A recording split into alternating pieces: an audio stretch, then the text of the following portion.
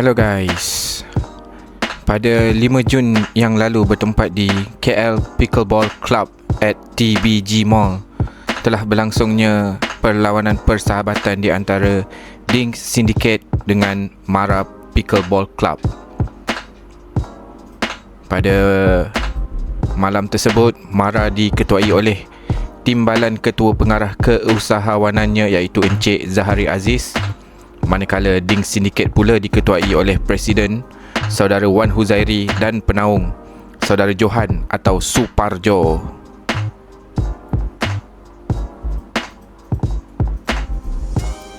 Pada sesi tersebut, Ding Syndicate telah berjaya menang 7-2 di pusingan pertama, dan di pusingan kedua pula DS telah berjaya mempertahankan kemenangan pusingan pertama dengan keputusan 8-2.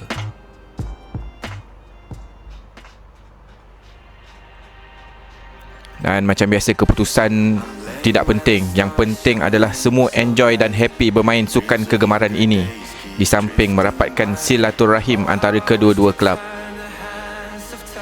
So enjoylah sikit rangkuman aksi malam tersebut. InsyaAllah video full akan diupload dalam masa terdekat. Layan.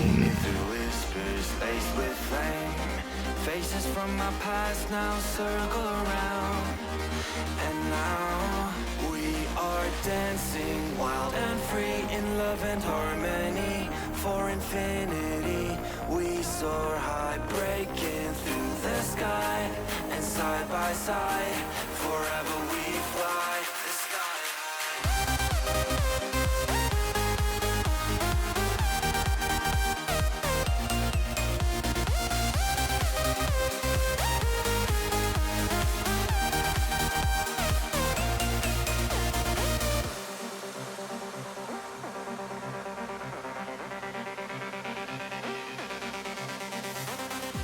The starry sky ignites tonight. Hearts now as one, it feels so right. A final toast to days gone by. The days gone by. No matter where the wind may take us now, we'll find our way back home safe and sound. Guided by the stars, we'll chase the light tonight.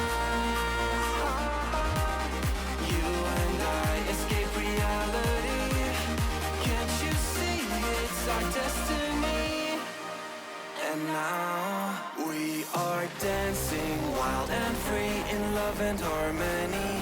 For infinity we soar high, breaking through the sky, and side by side forever we fly the sky.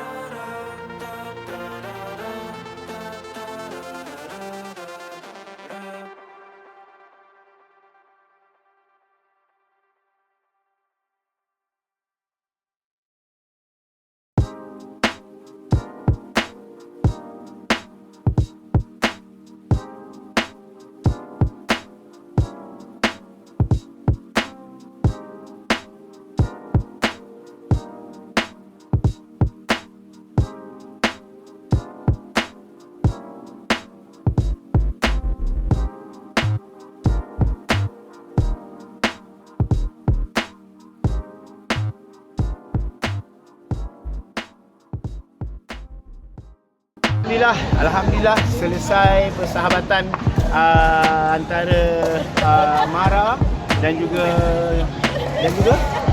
Ding Syndicate. Ding Syndicate. Walaupun kita ada sindiket dengan Mara, marah-marah itu tidak perlu. Malahan marahnya cepatan dong. Ya. Marah-marah itu enggak perlu. Alright, selesai. Alhamdulillah. Jangan buat.